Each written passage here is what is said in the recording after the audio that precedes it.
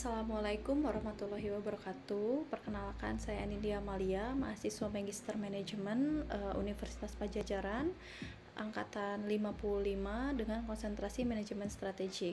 Di sini saya akan menjelaskan Porter Five Forces Analysis dari perusahaan Lippo Karawaci Tbk. Sebelum masuk ke penelitian mengenai Porter Five Forces, di sini saya akan membahas sedikit apa itu Lippo Karawaci. Lippo Karawaci sendiri merupakan perusahaan yang menciptakan pembangunan terencana.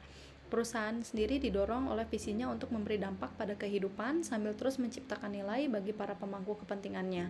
Di sini Lippo Karawaci ingin memenuhi kebutuhan untuk kaum-kaum menengah, menengah atas, serta atas yang sedang tumbuh di Indonesia. Produk yang ditawarkan dari Lippo Karawaci sendiri cukup beragam. Di kesehatan, Lippo Karawaci memiliki Siloam Hospital. Untuk di hotel sendiri, Lippo Karawaci memiliki area duta. Di mall, Lippo Karawaci memiliki Lippo Malls. Di Memorial Park, Lippo Karawaci memiliki San Diego Hills. Dan di Urban Development, itu Lippo Karawaci memiliki Meikarta serta Lippo Cikarang. Untuk metodologi yang akan dibahas di dalam presentasi ini, yang pertama setelah tadi kita membahas sedikit mengenai Lippo Karawaci, lalu kita lanjutkan untuk ke analisa benchmarking yang saya lakukan. Lalu selanjutnya dilakukan menjadi analisa eksternal, yaitu Porter Five Forces Analysis, serta hasil analisis di akhir presentasi ini. Selanjutnya untuk benchmarking. Benchmarking di sini merupakan suatu kegiatan untuk mengukur dan membandingkan kinerja terhadap aktivitas atau kegiatan serupa unit bagian organisasi lain yang sejenis. Di sini Lippo Karawaci memiliki beberapa perusahaan pesaing yang memiliki ragam jenis produk yang serupa dan segmentasi yang serupa.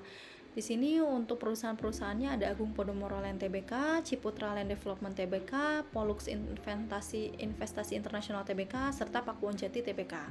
Berdasarkan hasil benchmarking yang telah saya lakukan, disimpulkan bahwa Lippo Karawaci sendiri masih lebih unggul dibandingkan para pesaingnya dalam bidang produk, harga, serta lokasi. Untuk lebih lengkapnya, di sini saya melakukan benchmarking menggunakan 4P, yaitu Price, Promotion, Place, dan Product. Lippo Karawaci sendiri paling unggul karena produk yang ditawarkan cukup beragam. Adanya residential, mall, hospital, office, hotel, bahkan sampai ke Memorial Park ini dimiliki oleh Lippo Karawaci. Sedangkan para pesaingnya ini hanya bermain di residential, mall, hotel, office, serta apartemen. Untuk harga, untuk segmen menengah, menengah atas, serta atas, Lippo Karawaci ini memiliki harga yang cukup murah dibandingkan dengan para pesaingnya. Untuk promosi sendiri, Lippo Karawaci tidak begitu hebat dibandingkan para pesaingnya, terutama dari Agung Podomoro, di mana Agung Podomoro lebih gencar mempromosikan ini tidak hanya melalui media sosial, namun menggunakan media televisi seperti iklan di TV yang biasa kita lihat di hari Minggu, itu untuk memasarkan seluruh produk-produk yang dimiliki oleh Agung Podomoro Land. Lippo Karawaci memang belum melakukan sampai ke titik itu, hanya saat untuk mengembangkan Meikarta saja. Untuk saat ini Lippo Karawaci hanya fokus di media sosial saja. Untuk place-nya sendiri, Lippo Karawaci ini unggul dibandingkan para pesaingnya karena Lippo Karawaci ini tersebar di hampir di seluruh Indonesia, apalagi melalui lini bisnis Lippo Malls yang tersebar hampir di 82 daerah yang ada di Indonesia gitu. Untuk Pollux Internasional sendiri ini hanya berpusat di Semarang dan sekitarnya. Ciputra, Agung Podomoro, dan Pakuwon Jati ini hanya berada di kota-kota besar. Jadi memang untuk persebaran produk ini yang lebih luas adalah Lippo Karawaci. Selanjutnya masuk ke analisa Porter Five Forces. Di sini Porter Five Forces ini merupakan pendekatan yang digunakan secara luas untuk mengembangkan strategi di banyak industri. Menurut Porter, hakikat persaingan suatu industri ini dapat dilihat sebagai kombinasi atas 5 kekuatan, yaitu persaingan antar perusahaan sejenis, kemungkinan masuknya persaingan baru, potensi pengembangan produk substitusi, kekuatan tawar-menawar penjual, kekuatan tawar-menawar pembeli, serta adanya tambahan aspek dari stakeholder. Untuk pembahasan yang pertama ini merupakan threat of new entrants. Di sini threat of new entrants ini merupakan ancaman pendatang baru yang mengacu pada kemungkinan bahwa keberadaan perusahaan di dalam industri mungkin terkikis oleh pesaing baru, di mana tingkat ancaman ini tergantung pada hambatan yang ada untuk masuk dan reaksi gabungan dari persaingan yang ada di dalam industri itu sendiri. Jadi reaksi dari existing perusahaan yang sudah ada di dalam industri terhadap menangani adanya pendatang baru. Semakin sedikit hambatan yang masuk, semakin tinggi ancaman bagi pendatang baru untuk masuk ke dalam industri. Di sini saya menganalisa trade of new entrants ini dari beberapa aspek, yaitu skala ekonomi, diferensiasi produk, loyalitas merek, dan kebutuhan modal. Pertama, untuk skala ekonomi di sini saya nilai cukup rendah. Mengapa? Karena adanya pengaruh dari pertumbuhan ekonomi terhadap sektor properti ini menjadikan pendatang baru yang akan masuk di industri menjadi cukup sulit ya, karena fluktuatifnya kondisi ekonomi terutama saat ini sedang Covid gitu. Untuk perusahaan properti juga cukup menurun. Ini cukup dirasa sulit untuk pendatang baru masuk ke dalam industri. Lalu selanjutnya ini ada diferensiasi produk, di mana lambatnya laju perkembangan diferensiasi produk di sektor properti ini membuat aspek ini menjadi cukup rendah.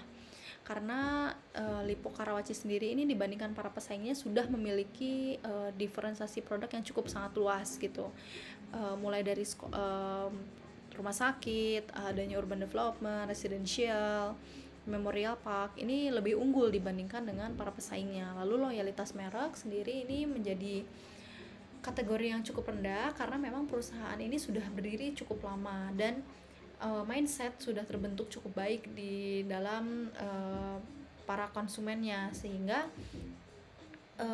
loyalitas merek ini dirasa cukup rendah.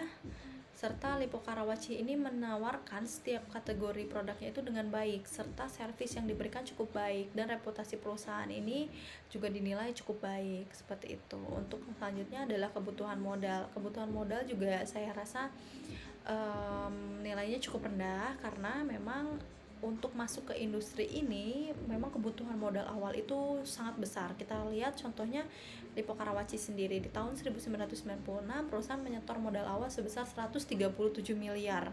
Artinya kebutuhan modal bagi pendatang baru dikatakan sangat besar. Butuh untuk membeli aset yang cukup tinggi dan biaya operasional lainnya yang cukup tinggi, sehingga kebutuhan modal ini memiliki aspek yang cukup rendah untuk trade of new entrants.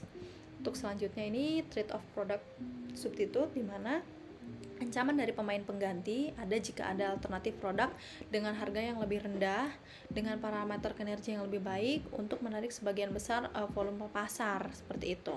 Adanya beberapa aspek terkait ancaman dari produk substitusi yang saya coba nilai di sini adalah harga, kinerja produk substitusi, ketersediaan produk substitusi, dan kecenderungan pembeli. Untuk harga dan kinerja produk sendiri ini cukup dibilang medium karena sebetulnya tidak terlalu banyak produk substitusi yang ada di industri ini. Namun implikasi dari harga dan kinerja yang lebih baik dari produk substitusi properti adalah semakin kuatnya potensi laba di industri properti. Jadi memang sedikit banyak harga dan kinerja dari produk substitusi ini cukup berpengaruh. Lalu selanjutnya untuk ketersediaan produk substitusi di sini cukup rendah. Mengapa? Karena perusahaan ini setelah mengembangkan keduanya dalam lini bisnis residensial, seperti halnya rumah yang merupakan substitusinya adalah apartemen gitu. Nah, perusahaan ini sudah mengembangkan kedua produk tersebut dalam ruang lingkup residensial, sehingga memang perusahaan ini tidak hanya mengembangkan main produk tapi mengembangkan juga produk substitusi, sehingga memang konsumennya akan terbagi namun masih dalam satu ruang lingkup perusahaan. Lalu selanjutnya untuk kecenderungan pembeli, sedikitnya produk substitusi di dalam industri ini membuat kecenderungan pembeli pun menjadi cukup rendah. Lalu selanjutnya adalah bargaining of buyers, di mana daya tawar pembeli ini tinggi jika pembelinya besar dan mereka mampu dengan mudah beralih ke pembeli lain yang mungkin dalam jumlah banyak. Di sini jika pembeli memiliki kekuatan pasar yang tinggi, mereka mampu mendorong harga menjadi turun, kualitas menjadi lebih baik, atau mereka dapat memaksa perluasan layanan. Aspek yang dinilai dari bargaining of buyers di sini yaitu konsentrasi dari pembeli, switching cost pembeli terhadap perusahaan, informasi pembeli, dan kepekaan terhadap harga. Untuk bargaining power of buyers di sini, untuk konsentrasi pembeli ini dinilai cukup medium, karena memang pembeli terbagi ke dalam jenis properti apa yang ditawarkan oleh perusahaan. Kekuatan tawar-penawar pembeli ini, indikator konsentrasi pembeli dapat dikatakan menengah, karena pada umumnya pembeli dalam industri properti ini memiliki kekuatan dalam kontrol harga. Selain segmentasi pembelinya, sektor properti ini memiliki karakteristik biaya yang cukup tinggi. Lalu untuk selanjutnya ini adalah switching cost pembeli terhadap perusahaan, dikatakan cukup tinggi karena pembeli ini cenderung mempertimbangkan switching cost terhadap biaya produk atau jasa yang ditawarkan oleh Lippo Karawaci dibandingkan dengan perusahaan properti lainnya. Banyaknya pesaing di dalam industri mempengaruhi keputusan pembelian sehingga pembeli dihadapkan dengan switching cost. Sehingga untuk aspek ini dikatakan cukup tinggi. Untuk informasi pembeli ini dikatakan cukup rendah karena kemudahan informasi yang didapatkan oleh konsumen ini menjadi salah satu keuntungan bagi perusahaan. Perusahaan Lippo Karawaci merupakan perusahaan yang sudah go public, sehingga keterbukaan informasi mudah dapat diambil oleh pembeli dan sehingga pembeli pun akan jauh lebih tahu bagaimana kondisi perusahaan dan produknya serta market share-nya produk yang ditawarkan oleh perusahaan ini di dalam pasar. Lalu untuk selanjutnya ini adalah kepekaan terhadap harga, di mana perusahaan akan memberikan harga penawaran atas barang atau jasa yang ditawarkan kepada para pembeli. Kemudian akses informasi di masa kini membuat para pembeli dapat dengan mudah melihat harga atas barang atau jasa yang ditawarkan oleh perusahaan dan ditawarkan oleh perusahaan asing, sehingga di sini pembeli ini jauh lebih mudah untuk membanding-bandingkan harga. Misal rumah di Agung Podomoro Land ternyata 50 miliar, rumah di Lippo Karawaci ternyata 60 miliar, rumah di Ciputra Land ternyata 40 miliar.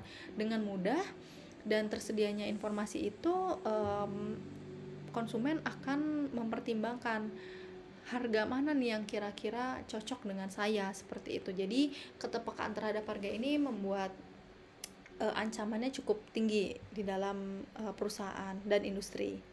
Untuk selanjutnya ini adalah bargaining of suppliers, di mana ancaman ini sangat tinggi bila industri memiliki profitabilitas yang lebih tinggi daripada industri pemasok. Integrasi ke depan memberikan skala ekonomis bagi pemasok. Dalam situasi seperti itu, pembelian industri sering menghadapi tekanan tinggi pada margin dari pemasok mereka. Pemasok dapat menekan harga industri melalui kenaikan harga atau penurunan kualitas barang yang dibeli atau produk yang dibeli oleh perusahaan di dalam industri properti ini sendiri. Untuk bargaining power of supplier di sini yaitu kemampuan substitusi pemasok ini cukup rendah karena PT Lippo Karawaci sendiri memiliki pasok terbesar yaitu perusahaan kontraktor dan jasa financing. PT Lippo Karawaci selalu mencari harga dan kualitas yang bahan baku yang baik dari para pemasok-pemasok. Perusahaan tidak cukup sulit untuk mencari pemasok, sehingga dalam kategori ini cukup menengah karena sometimes kontraktor-kontraktor yang ada di luaran sana pun sudah kontrak dengan perusahaan pesaing, sehingga memang adanya keterbatasan kontraktor ini cukup membuat nilai kemampuan dari substitusi pemasok ini medium. Untuk konsentrasi pemasok ini cukup tinggi karena industri properti pasti terkonsentrasi kepada pemasok berupa perusahaan kontraktor seperti yang tadi saya sudah bilang. Dengan banyaknya perusahaan pesaing dan minimnya kontraktor ini menjadi kontraktor itu rebutan di antara perusahaan. Oleh karena itu, ketergantungan konsentrasi perusahaan terhadap pemasok ini cukup tinggi. Lalu ketergantungan pemasok terhadap industri, volume proyek yang sedang dilakukan dalam pengembangan produk yang ditawarkan oleh Lippo Karawaci, pemasok tentu tergantung dalam industri properti ini karena memang industri utama yang menggunakan jasa kontraktor itu merupakan industri properti. Seperti itu. Lalu selanjutnya ini rivalry di sini tadi yang sudah saya lakukan benchmarking di awal, ini saya coba jabarkan kembali. Ada 4 perusahaan pesaing di sini untuk Lippo Karawaci, yaitu PT Pakuwon Jati, Ciputra, Agung Podomoro serta Poluk Properties. Di sini jika dilihat dari market share-nya memang Lippo Karawaci ini masih unggul, di mana market share untuk bidang industri properti ini sebesar 30%. Sedangkan untuk Agung Podomoro Land ini yang paling kecil sekitar 10%. Kedua terkecil sebelum Pollux International Investment, di mana Pollux ini hanya memegang 5% segmentasi pasar. Untuk Ciputra Land ini sebesar 20% dan Pakuwon Jati sama dengan Agung Podomoro Land itu sekitar 10%. Jadi memang untuk penguasa pasar sampai saat ini memang masih dipegang oleh Lippo Karawaci. Selanjutnya ini rivalry among industries, banyaknya pesaing, betul. Kita katakan high karena memang hanya beberapa sampel yang saya ambil itu beberapa perusahaan yang listing di Bursa Efek itu yang menyerupai Lippo Karawaci itu ada 4 perusahaan yang tadi saya sudah jelaskan. Di luarnya itu memang lebih banyak perusahaan properti, terutama developer baru yang membangun rumah-rumah tapak seperti itu gitu. Lalu untuk pertumbuhan industri ini dikatakan cukup tinggi juga karena perlambatan pertumbuhan industri properti akan menambah persaingan dalam perebutan pangsa pasar dan dengan pesaing, di mana peluang pertumbuhan industri properti cukup terancam mengingat adanya COVID-19. Di tahun 2020 industri properti ini anjlok sampai dengan 60% dibandingkan dengan tahun 2019 lalu. Di tahun 2020 menjadi penurunan terbesar di dalam sektor industri properti dalam 5 tahun terakhir, sehingga memang pertumbuhan industri ini menjadi ancaman yang cukup tinggi. Lalu untuk selanjutnya ini perusahaan yang memiliki biaya berbeda, di mana perusahaan lain yang menerapkan strategi kepemimpinan yang berbeda akan menjadi ancaman bagi Lippo Karawaci sendiri, menekankan terhadap kualitas sehingga harga yang ditawarkan sebanding dengan kualitas yang diberikan. Apabila perusahaan pesaing menekankan terhadap harga, maka biaya menjadi peran penting di dalam persaingan sehingga indikator ini menjadi cukup tinggi. Lalu untuk hambatan untuk keluar, jumlah aset yang dimiliki perusahaan properti di dalam industri ini memang cukup besar dan perusahaan memperoleh imbalan hasil yang minim atau negatif sehingga hambatan untuk keluar dalam industri dapat dikatakan cukup tinggi. Lalu untuk selanjutnya ini masih di rivalry among industri. Ini ada lalu selanjutnya ada stakeholder, di mana stakeholder ini merupakan ancaman dalam 5 aspek Porter 5 Forces, merupakan additional threat dari Porter 5 Forces. Ancaman ini dapat dikatakan sangat tinggi bila industri memiliki profitabilitas yang lebih tinggi daripada industri pemasok.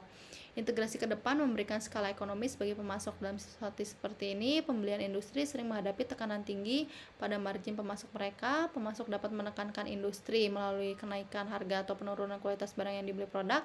Porter secara kreatif mengakui 5 kekuatan kompetitif yang telah membentuknya setiap bisnis.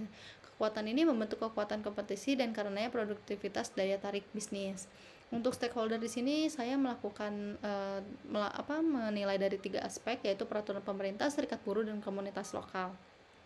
Untuk peraturan pemerintah ini bisa dikatakan dengan medium karena tadi regulasi aturan pemerintah, adanya peraturan presiden dari menteri itu sangat mempengaruhi laju keberlangsungan hidup perusahaan di dalam industri properti itu sendiri. Untuk serikat buruh sendiri memang besarnya perusahaan dan banyaknya pegawai yang mampu memberikan pengaruh terhadap keberlangsungan perusahaan ini bisa dikatakan cukup medium. Untuk komunitas lokal di sini adalah LSM, di mana proyek-proyek dari properti ini memang sangat besar, sangat banyak, sangat cepat gitu. Banyaknya pembebasan lahan seperti itu yang dibantu oleh dengan LSM itu membuat proyek yang di handle atau dibantu dengan LSM ini menjadi pengaruh yang cukup signifikan kepada perusahaan, sehingga untuk komunitas lokal ini di mana LSM ini memiliki nilai yang cukup tinggi seperti itu. Untuk setelah tadi kita membahas Porter 5 Forces dengan tambahan 1 stakeholder, kesimpulan yang dapat ditarik yaitu jika kita lihat dari benchmarkingnya, Lippo Karawaci ini unggul dalam produk yang ditawarkan dan persebaran produk yang cukup luas di Indonesia, namun lemah di dalam sisi pemasaran dibandingkan dengan Agung Podomoro Land seperti yang sudah saya jelaskan sebelumnya.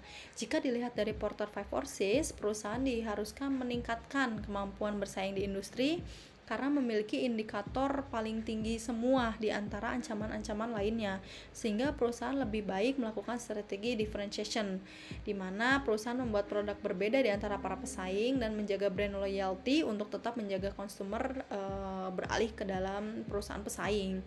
Seperti itu. Jadi memang Lippo Karawaci ini dituntut untuk berlari seperti itu di dalam industri untuk mengejar pangsa pasarnya, bagaimana supaya tidak bergeser gitu. Jadi bagaimana untuk mempertahankan bahwa memang Lippo Karawaci ini pemegang pangsa pasar terbesar di industri properti. Sekian untuk presentasi mengenai Porter 5 Forces Analysis ini. Mohon maaf apabila ada kesalahan dan kekurangan. Wabillahi taufiq wal hidayah. Wassalamualaikum warahmatullahi wabarakatuh. Terima kasih atas partisipasinya untuk menonton video saya.